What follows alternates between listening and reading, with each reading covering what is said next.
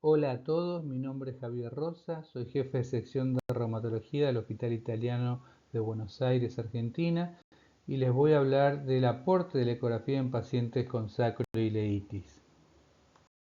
Estos son mis conflictos de interés. A modo de introducción, podemos decir que las espondiloartritis representan un conjunto de patologías que comparten ciertas características clínicas y genéticas. El prototipo de la enfermedad es la espondilitis anquilosante y hay una prevalencia estipulada entre el 0.5 y el 1.9%. Existe una clara correlación entre la prevalencia del HLA-B27 y el desarrollo de espondilitis anquilosante, y esto fue demostrado en ciertas poblaciones. Las tasas promedios, acá vemos los distintos porcentajes de espondilitis cada 10.000 pacientes, casi del 24% en Europa, 16% en Asia, casi un 32% en América del Norte, un 10% en América Latina y mucho menos frecuente, un 7.4% en África. Sabemos que la sacroileitis es una de las características distintivas de las espondiloartritis axiales. Evaluar clínicamente una articulación sacroiliaca es pobremente reproducible y no nos permite diferenciar en forma segura entre un dolor lumbar de características inflamatorias o mecánicas. Sabemos que la articulación es compleja, está unida por dos carillas articulares con superficies irregulares, con crestas y depresiones que hacen minimizar el movimiento y dan estabilidad. En su tercio distal están cubiertas por cartílago hialino y fibrocartílago, que es el sitio de inflamación frecuente en las espondiloartritis. Este es un editorial publicado por el grupo alemán de Braun, Fruth y Xenophon Varialacus sobre un trabajo que fue publicado en el año 2021 por el grupo de Charité en Alemania misma, donde ellos hablan de que los reumatólogos y imagenólogos experimentados en Alemania evaluaron las variantes de los cambios estructurales a nivel sacroiliaco. Ustedes saben que el sacro, la pelvis y la columna funcionalmente están interrelacionados a través de conexiones musculares y ligamentarias que son esenciales para una efectiva transferencia de carga de miembros inferiores. La movilidad es pobre, excepto durante el parto, donde intervienen fuerzas intrapélvicas. Acá ellos revisan las distintas publicaciones de variantes atípicas de acuerdo a los distintos países, una frecuencia que llega a más del 40%, y los autores finalmente concluyen que los cambios estructurales y estas variantes anatómicas son de interés para el desarrollo tanto de espondiloartritis axial como osteística condensante o cambios degenerativas. Digamos, hay todavía materia de investigación en qué relación tienen estas variantes anatómicas con los síntomas por un lado y con los hallazgos por resonancia por el otro, y relacionados a lo largo del tiempo con las espondiloartritis axial. Las radiografías convencionales de articulaciones sacroiliacas nos permiten llegar a un diagnóstico, hacer una clasificación y monitoreo de las espondiloartritis axiales. Son ampliamente disponibles, de bajo costo y fáciles de realizar.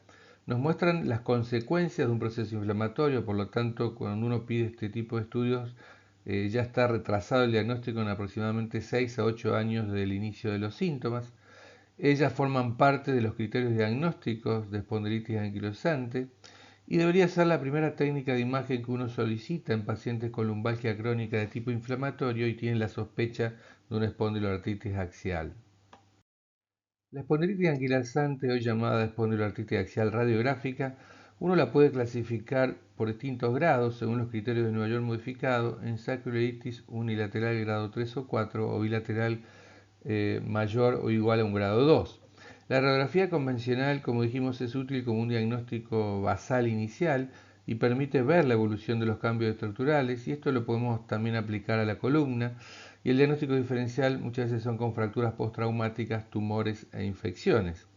Las radiografías de articulaciones sacroiliacas no sirven para el diagnóstico temprano y, debido a que hay una alta variabilidad intra e interobservación, pueden provocar resultados falsos positivos y falsos negativos.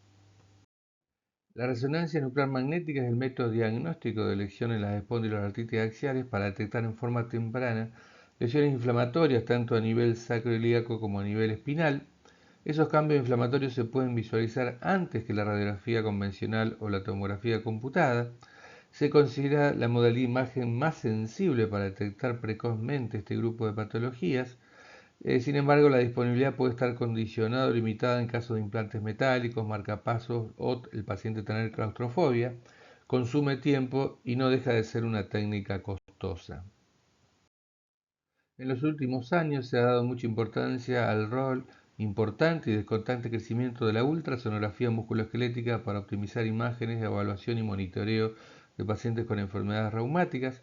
Tiene la ventaja de no ser invasiva, de tener fácil disponibilidad, relativamente bajo costo y tiene una alta aceptación por parte del paciente. El grupo europeo EULAR recomienda la ultrasonografía Doppler color para pesquisar más lo periférico como entesitis, lo cual puede ser sostener el diagnóstico en el grupo de las espondiloartritis, o detectar sinovitis periférica, tenosinovitis y bursitis. También permite el monitoreo de estas lesiones elementales en la espondiloartritis periférica. Tanto la resonancia magnética como la ultrasonografía Doppler color nos aportan tres beneficios fundamentales, que es asegurar el diagnóstico temprano de espondiloartritis cuando no tenemos sacroileitis radiológica, nos sirve como guía terapéutica en cualquier momento del curso de la enfermedad y nos da información sobre el grado de inflamación y respuesta al tratamiento. En la actualidad, la utilidad de la ultrasonografía Doppler color en la evaluación de pacientes con dolor lumbar crónico ha sido poco estudiado. Yo en esta charla quiero mostrarles nuestra experiencia en la sección nuestra de reumatología, en el estudio de la articulación sacroiliaca por ultrasonografía Doppler color aplicado a las espondiloartritis, y nuestra hipótesis es que la ultrasonografía Doppler color a nivel de articulaciones sacroiliacas presenta adecuadas propiedades diagnósticas para detectar el compromiso inflamatorio, tanto en pacientes que tienen la sospecha de una espondiloartritis axial y utilizando como método de referencia a la resonancia nuclear magnética. En mi tesis de la maestría de investigación del Hospital Italiano de Buenos Aires, nos hicimos como pregunta de investigación si la ultrasonografía Doppler color como test diagnóstico es lo suficientemente sensible y específico como para ser utilizado en la detección de sacroileitis en pacientes con sospecha de espondiloartritis axial utilizando la resonancia como método de referencia, y si es útil para el diagnóstico de una espondiloartritis axial. Por lo tanto, nos propusimos como objetivo primario evaluar el valor diagnóstico de este método de imagen para detectar lesiones inflamatorias activas presentes en la resonancia magnética a nivel de articulaciones sacroiliacas en pacientes con sospecha diagnóstica de espondiloartritis axial, y como objetivo secundario, qué rol o qué valor diagnóstico tiene este método para diagnosticar una espondiloartritis axial, tomando como referencia la resonancia magnética en los criterios clasificatorios del Grupo Internacional ASAS. El estudio fue realizado según las recomendaciones de la Declaración de Helsinki respecto al cuidado de los pacientes y sus derechos, y acorde a la guía de buenas prácticas de investigación clínica en seres humanos. El protocolo y consentimiento informado del paciente recibió la aprobación del Comité de Ética de Protocolos de Investigación de nuestro hospital. Dentro de los criterios de inclusión se incluyeron pacientes consecutivos mayores de 18 años con dolor lumbar inflamatorio y sospecha de espondiloartritis axial sin un diagnóstico definitivo, derivado de ortopedistas o médicos de atención primaria, a quienes se les solicitaron estudios de resonancia de ambas articulaciones sacroiliacas. Se utilizó como grupo control pacientes consecutivos con dolor lumbar inflamatorio y ya el diagnóstico establecido de una espondiloartritis axial según los criterios ASAS. Se definió dolor lumbar inflamatorio según los criterios ASA como la presencia de dolor lumbar de más de 3 meses de duración en forma continua, de comienzo insidioso, que mejora con el ejercicio y no mejora con reposo, y de predominio nocturno con mejoría al levantarse. Estos son los criterios ASA de clasificación para espondiloartritis axial publicadas en el año 2009. La vía de entrada son pacientes con dolor lumbar crónico mayor o igual a 3 meses y una edad de inicio menor de 45 años. Y uno puede cumplir criterios clasificatorios entrando por la rama clínica a través del HLA-B27, más dos características de las que figuran abajo, o la vía de las imágenes por sacroileitis radiográfica o por resonancia, más una de las características que están mencionadas más abajo. Estas son las definiciones aplicadas en los criterios de clasificación que fueron publicados.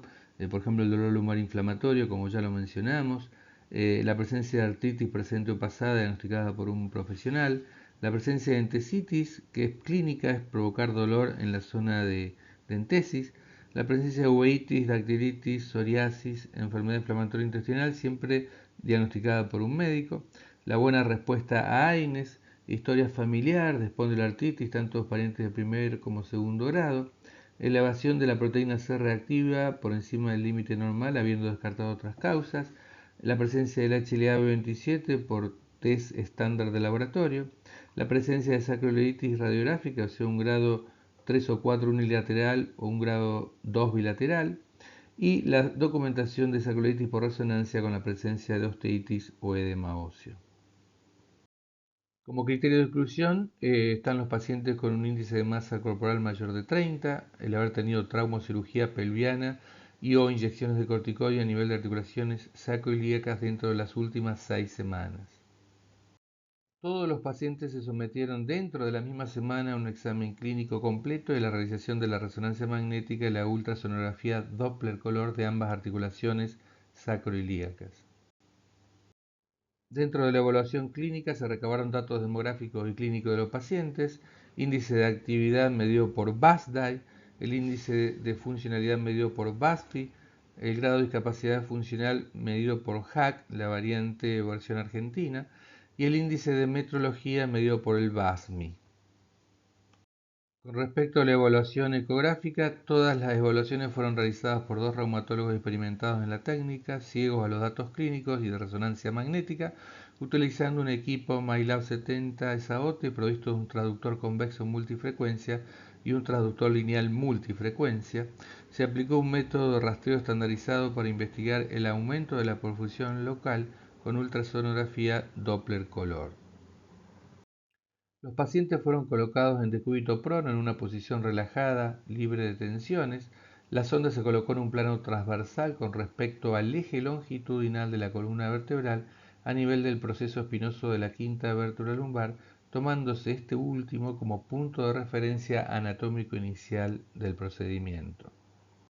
Luego el transductor se movió en sentido caudal y lateral hasta reconocer el primer agujero sacro, que es una hendidura hipoecogénica, y desde este punto hacia afuera se evidencia en primer lugar la cresta ilíaca, que es una prominencia hiperecogénica, y a su lado una nueva hendidura hipoecogénica que corresponde a la articulación sacroilíaca. Más hacia lateral aún aparece el hueso ilíaco, que a ese nivel se encuentra por encima del nivel del sacro. Si continuamos bajando se reconoce el segundo agujero sacro, que es otra hendidura hipoecogénica, y hacia la parte lateral nuevamente la articulación sacroilíaca, que a este nivel encuentra el hueso ilíaco por debajo del nivel del sacro. El procedimiento fue repetido también en el lado contralateral.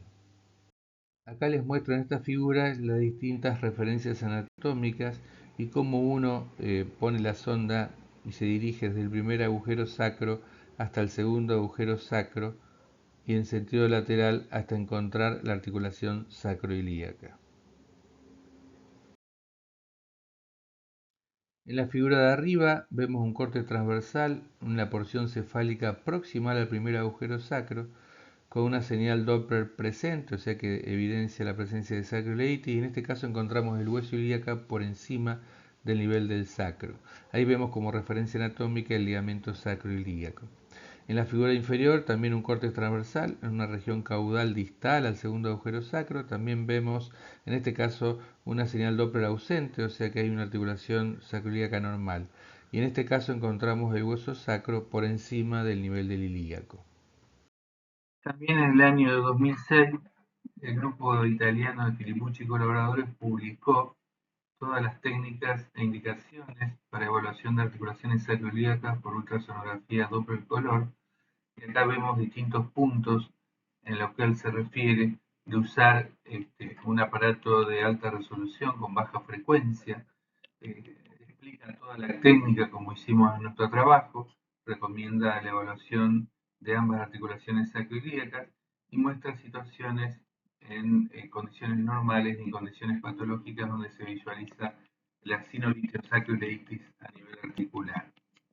Hay algunas limitaciones, como algunos autores publicaron como Arlen y colaboradores, donde vieron cambios en personas con controles sanos y osteoartritis, y esa puede ser una limitación. En la evaluación ecográfica, cuando uno visualiza una señal Doppler color dentro o alrededor de la articulación sacroilíaca, se utiliza una técnica que denominamos Doppler espectral para medir lo que llamamos el índice de resistencia. El índice de resistencia es un valor numérico que representa la cantidad de flujo diastólico, el cual es directamente proporcional a la resistencia vascular periférica, y cuando uno tiene valores bajos significa una baja resistencia al flujo y nos indica la presencia de neoangiogénesis debido a ese compromiso inflamatorio. Se definió sacroileitis por ultrasonido Doppler color a la presencia de 3 o más señales de flujo a nivel de la articulación sacroiliaca con un índice espectral menor o igual a 0.6. A modo de ejemplo, y en estas imágenes de articulación sacroiliaca izquierda y derecha, vemos una señal Doppler color bilateral a la altura del primer agujero sacro, y en este caso, como estamos ante el primer agujero sacro, el hueso ilíaco aparece superficial a la cortical del hueso sacro. Acá les muestro distintas imágenes. Arriba a la izquierda, una articulación sacroiliaca con señal Doppler negativa. Arriba a la derecha vemos una señal Doppler positivo a nivel de la articulación sacroiliaca derecha. Y en las dos imágenes inferiores vemos señal Doppler positiva en la articulación sacroiliaca derecha, la de la izquierda con un índice de resistencia de 0.46, la de la derecha de un índice de resistencia de 0.80. Dijimos que un índice espectral menor de 0.6 nos habla de fenómeno inflamatorio y neoangiogénesis, por lo tanto la imagen de abajo a la izquierda es la que representa la verdadera sacroileitis. En estas figuras vemos la presencia de flujo a nivel de la articulación sacroiliaca por ecografía a la izquierda y se corresponde con edema óseo a nivel de la articulación sacroiliaca medida por resonancia, y en la parte inferior el índice espectral positivo para sacroileitis. La evaluación por resonancia magnética, todas estas imágenes fueron leídas e interpretadas por un único reumatólogo experto en lectura de imágenes en espondiloartritis axial. Se utilizaron las secuencias T1 y T2 sensible para agua libre con la técnica de estirosupresión grasa, y se utilizó un resonador de cuerpo entero con campo de 1.5 Tesla. El hueso sacro se evaluó en forma completa desde su borde anterior al borde posterior en 10 a 12 cortes. Se definió sacroileitis por resonancia magnética según los criterios ASAS. Hablamos de edema de médula ósea a nivel de secuencia STIR localizada en un área anatómica típica que es el hueso subcondral. Si se presentaba una sola señal o lesión por corte de resonancia magnética que sugería inflamación activa, la misma debería estar presente en al menos 2 cortes consecutivos, y si hubo más de una señal con un simple corte fue suficiente para el diagnóstico.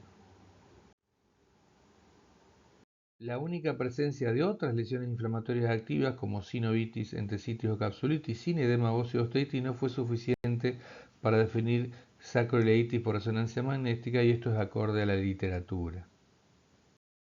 Acá les muestro a modo de ejemplo imágenes de resonancia magnética en la secuencia STIR a la izquierda, que muestra el edema óseo osteitis a nivel de ambas articulaciones sacroiliacas, señaladas por las flechas amarillas, y a la derecha la imagen en espejo en la secuencia T1, que es más anatómica, de ese edema óseo. En cuanto al análisis estadístico, se realizó estadística descriptiva. Las variables continuas se expresaron como medianas con sus correspondientes rangos intercuartilos o como medias con sus desvíos estándar de acuerdo a la población, y las variables categóricas se expresaron como porcentajes con su correspondiente intervalo de confianza del 95%. Para la comparación de datos categóricos se utilizó el test de chi cuadrado o test de Fisher, y para los datos continuos test de Student o McGuinness según la distribución de la muestra. Se consideró un valor de P menor de 0.05 como estadísticamente significativa, y como propiedades de este diagnóstico se calculó la sensibilidad, especificidad, valor predictivo positivo y negativo, el likelihood ratio positivo y negativo, para poder hacer el diagnóstico de sacroileitis por ultrasonografía Doppler color utilizando la resonancia magnética como método de referencia. Ambos reumatólogos evaluaron a 10 pacientes durante el mismo día con el objetivo de determinar la reproducibilidad interobservador de los hallazgos de la ultrasonografía Doppler color. La confiabilidad interobservador de las evaluaciones de sacroileitis se calculó mediante el porcentaje de acuerdo exacto y análisis de capa. El cálculo del tamaño muestral, con una sensibilidad esperada del 85% y una especificidad esperada del 80%, y una prevalencia de sacroileitis en la población del 40%, con una precisión del 10% y el nivel de confianza del 95%, calculamos un tamaño muestral de 109 articulaciones sacroiliacas. Yendo a los resultados, se evaluaron un total de 198 articulaciones sacroiliacas en 99 pacientes con dolor lumbar inflamatorio, de los cuales 63 tenían la sospecha de espondiloartritis axial y 36 tenían un diagnóstico previo de espondiloartritis, de los cuales 16 tenían espondilitis anquilosante, 10 artritis psoriásica y 10 espondiloartritis axial no radiográfica. Fíjense que la diferencia entre los dos grupos fue mayor prevalencia del sexo masculino en pacientes con espondiloartritis definida y con un mayor valor de BASMI como estadísticamente significativo. No hubo diferencias con el resto de las variables que figuran en la tabla. A nivel del paciente, la resonancia magnética detectó sacroiliitis activa en 54 de 99 pacientes, lo que representó el 54.5%. El ultrasonografía Doppler color reveló sacroiliitis en 34 de esos 54 pacientes, o sea el 63% con sacroiliitis activa por resonancia, mientras que detectó sacroiliitis en tan solo el 5 de 45, o sea el 11% de los pacientes sin sacroiliitis activa por resonancia magnética. Acá vemos en esta tabla las propiedades diagnósticas de la ultrasonografía Doppler color para el diagnóstico de sacroiliitis a nivel del paciente. Están divididos en todos los pacientes con sospecha y con espondiloartritis definida. Fíjense que la sensibilidad fue del 63%, la especificidad del 89%, valor predictivo positivo del 87%, valor predictivo negativo del 67%, el likelihood ratio positivo de 5.7 y negativo de 0.42 para todos los pacientes. A nivel articular, la resonancia detectó sacroiliitis activa en el casi 44% de las articulaciones sacroiliacas exploradas. Esa sacroiliitis activa detectada por resonancia se presentó en el 41% de los que tenían sospecha de espondiloartritis axial y en el 48% de los que tenían una espondiloartritis axial definida respectivamente. Con respecto al ultrasonido, se reveló sacroiliitis en casi el 60% de aquellos que tenían sacroiliitis activa por resonancia y en el 7% de los que no tenían sacroiliitis activa por resonancia magnética. Acá les muestro en esta tabla los distintos valores de sensibilidad, especificidad, valor predictivo positivo o negativo y likelihood ratio positivo o negativo como propiedades diagnósticas del ultrasonido para el diagnóstico de sacroiliitis, pero acá desde el punto de vista articular y no del paciente. Cuando fuimos a mirar las propiedades diagnósticas del ultrasonido en pacientes con sospecha de espondiloartritis axial, que es la población que más nos interesa, el 56% de los pacientes con dolor lumbar inflamatorio y sospecha de espondiloartritis axial cumplieron criterios de clasificación ASAS para el diagnóstico de espondiloartritis luego de detectar sacroiliitis activa por resonancia magnética. Y acá les muestro los distintos porcentajes de las propiedades del ultrasonido para el diagnóstico de espondiloartritis axial en los 63 pacientes con sospecha de esta patología. Fíjense, sensibilidad del 79%, especificidad del 88%, valor predictivo positivo del 79%, valor predictivo negativo del 88%, con un likelihood ratio positivo de 3.8 y negativo de 0.53. Un dato relevante fue que el acuerdo intraobservador entre los dos ultrasonografistas, considerando en forma dicotómica la presencia o ausencia de sacroiliitis por ultrasonido, fue buena, con un acuerdo del 85% y un kappa de 0.69 con una P significativa. En la discusión de nuestro trabajo y luego de revisar la literatura, acá les menciono algunos enunciados de acuerdo a distintas citas bibliográficas. Podemos decir que la ecografía Doppler color puede ser útil para diagnosticar sacroiliitis activa y para monitorear la enfermedad luego de un tratamiento. Se han demostrado cambios significativos antes y 3 meses después del tratamiento con un biológico como infliximab, con disminución de la señal Doppler e incremento en el índice de resistencia. También se pudo demostrar la utilidad de la ultrasonografía Doppler color como una técnica costo efectiva y no inferior a la resonancia para el diagnóstico de sacroiliitis en pacientes con espondiloartritis temprana no radiográfica. Finalmente, el ultrasonido Doppler color fue una herramienta útil y práctica para el diagnóstico de sacroiliitis utilizando la resonancia magnética como método de referencia. Como otro dato de la literatura, la ultrasonografía de alta resolución es útil para evaluar articulaciones sacroiliacas en pacientes con espondiloartritis, resultando en imágenes de captura rápida y económicas y complementando el examen físico para detectar el origen del dolor lumbar inflamatorio. La ultrasonografía de las articulaciones sacroiliacas parece ser un método diagnóstico válido y factible para detectar inflamación activa en pacientes con espondiloartritis. La ultrasonografía doble color podría ser considerado como una herramienta de screening y utilizarse en forma más temprana y con menor costo en pacientes con dolor lumbar inflamatorio, dejando de lado la resonancia solamente para casos positivos que permitan certificar el diagnóstico. Este fue un estudio de revisión de la literatura publicada por Marco Gutiérrez y colaboradores en el año 2018, que es la utilidad de la ultrasonido en articulaciones sacroiliacas en espondiloartritis. Finalmente se incluyeron 13 estudios. La sensibilidad y especificidad fue analizado en tan solo 7 estudios. En general fue buena, con una media de 90 y 89.2% respectivamente. Hubo una correlación moderada fuerte entre el ultrasonido y el gold estándar, que es la resonancia, pero tan solo fue óptimo en 4 estudios. En general el acuerdo fue bueno, mayor del 80%, y ellos concluyen que al momento de publicar el estudio no había suficiente evidencia para sostener el uso del ultrasonido como un método diagnóstico para sacroileitis. Como ventaja de nuestro estudio, pudimos excluir pacientes con un índice de masa corporal mayor o igual a 30, evitando todas las dificultades técnicas que se presentan en los pacientes obesos o en sobrepeso. Incluimos un número importante de pacientes con dolor lumbar inflamatorio comparado con estudios previos que han sido publicados. Pudimos demostrar que la ultrasonografía Doppler color tiene buena sensibilidad con muy buena especificidad para detectar sacroileitis, utilizando la resonancia magnética como método de referencia, y tuvimos una buena correlación interobservador entre los dos ultrasonografistas. Como limitación en nuestro estudio, la resonancia magnética y la ultrasonografía Doppler color no fueron realizados el mismo día, sin embargo, ellos fueron realizados en el lapso de la misma semana, por lo cual no pensamos que esta diferencia temporal podría representar un gran sesgo. Dado el diseño de corte transversal del estudio, no pudimos asegurar que los pacientes que no cumplieron con los criterios clasificatorios vayan a desarrollar la enfermedad en un futuro.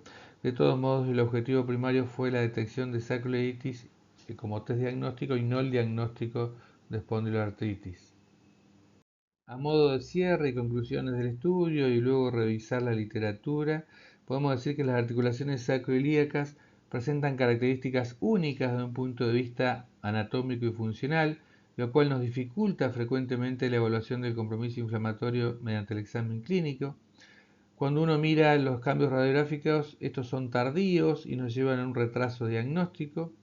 La resonancia magnética, a pesar de ser en la actualidad la técnica de imagen de elección para evaluar el compromiso articular inflamatorio en los pacientes con espondiloartritis axial, no siempre es accesible, consume tiempo y es costosa. La ultrasonografía Doppler color como método de imagen no invasivo, carente prácticamente de contraindicaciones, de fácil acceso y bajo costo operativo, podría representar una opción ante la imposibilidad de realizar o acceder a una resonancia magnética de las articulaciones sacroiliacas. La ultrasonografía Doppler color presentó finalmente adecuadas propiedades diagnósticas para detectar sacroileitis y pareciera ser una herramienta de screening útil en el diagnóstico de sacroileitis activa en pacientes con dolor lumbar inflamatorio y sospecha diagnóstica de una espondiloartritis axial. Y acá les muestro el trabajo final publicado en Journal of Rheumatology, lo cual un poco resume todo lo que venimos hablando en nuestro proyecto en mi maestría de investigación. Concluimos que el ultrasonido Doppler color mostró propiedades diagnósticas adecuadas para detectar sacroileitis y es una herramienta útil en los pacientes con dolor lumbar inflamatorio. Como mensaje más relevante de esta clase podemos decir que la articulación sacroiliaca es compleja, que la evaluación clínica de una sacroileitis es pobremente reproducible, que las radiografías convencionales de las articulaciones sacroiliacas no sirven para el diagnóstico temprano y muestran las consecuencias de un proceso inflamatorio. La resonancia magnética sabemos que es el método de elección para detectar sacroileitis. La utilidad del ultrasonido Doppler color en la evaluación de pacientes con dolor lumbar inflamatorio crónico han sido poco estudiadas. Nuestra hipótesis de investigación fue demostrar que esta técnica a nivel de articulaciones sacroiliacas presentaba adecuadas propiedades de diagnóstico para detectar sacroileitis en pacientes con sospecha de una espondiloartritis axial utilizando como método de referencia la resonancia magnética. Es un método de imagen no invasivo, de bajo costo y accesible que podría ser una opción para el diagnóstico de sacroileitis y de espondiloartritis axial cuando no contamos con una resonancia magnética, aunque de ninguna manera lo reemplaza. Pudimos demostrar adecuadas propiedades diagnósticas con buena sensibilidad y muy buena especificidad, y algo que yo no mencioné en la charla, pero también ha servido y ha sido publicado como guías para infiltraciones guiadas. Muchas gracias.